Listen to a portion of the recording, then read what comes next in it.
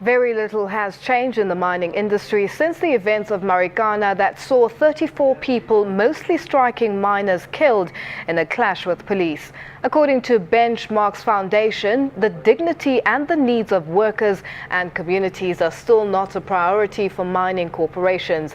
To tell us more, Hassan Lorgat from Benchmarks Foundation joins us now in studio. Hassan, good evening and welcome. Good evening and thanks for having us. Hassan, the signing of the new pact to improve health and safety conditions in mines, as we've just seen on the insert, is surely a positive move in the right direction. It's positive, but these are ritualistic. They happen every time. I think under apartheid as well, they said, well, 10 years in a new democracy, there'll be no more deaths, and they continue. I think partly the problem is that we have very, very deep mines. But our concern is the marginalization and exclusion of communities who live around the mine. It seems that they carry the burden. They don't have secure employment, they suffer ill health, and they don't get the benefits. The social and labor plans that the department signs with governments in one of these kind of shows excludes communities, but it's supposed to be about them. So that's our concern. Now, Hassan, with the summit, as you say, this is not the first, and probably this is not the last. What needs to be done differently? Well, I think that government must understand that they talk about stakeholders, that's their term, but they exclude the communities that live around these mines, that suffer ill health. I mean, the CEOs, look at the Goldfields CEO. In 2013, the company said they had no money.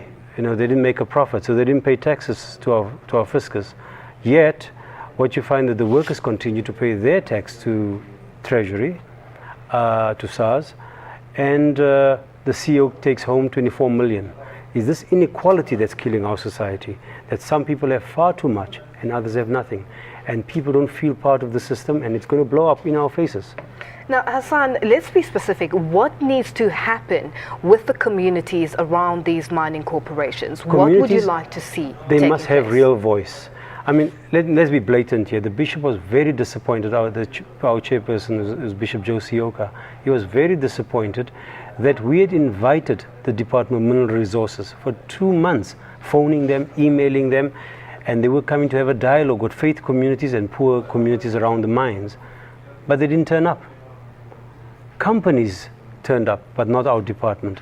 They are supposed to be there on our side, regulating that mining, if it has to take place, takes place on a fair basis.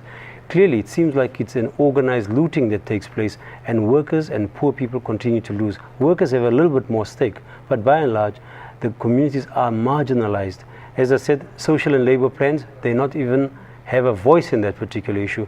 They don't have the capacity to engage with governments, nor with the companies. When mining starts, communities get divided by people throwing money, BEE and others. So clearly we have a lot of problems. We need to build the capacity, help to build the capacity of poor communities to negotiate. And that's why we are proposing a kind of independent fund which can give the tools without any strings attached to communities to decide whether they want mining, and if so, on what conditions, and if mining will benefit them. We've spoken this weekend to communities who are so poor, and the promises made to them about mining has not materialized. The conditions of the new act that our government introduced was that no one will be worse off, you'll be better off. But every community we speak to is worse off. Now, Hassan, you speak of an independent fund. Who would manage this fund?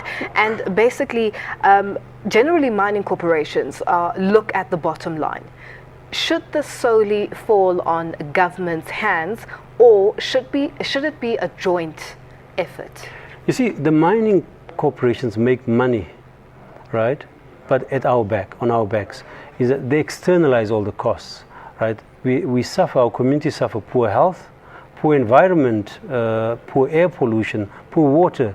I mean, there are communities, and here's an example of it, where communities are being trained to spot dirty water, polluted water, poor air. In the Vaal region, people can't even see each other when they're talking. So clearly, we need to have very, very strong regulation. That's where the government must come in.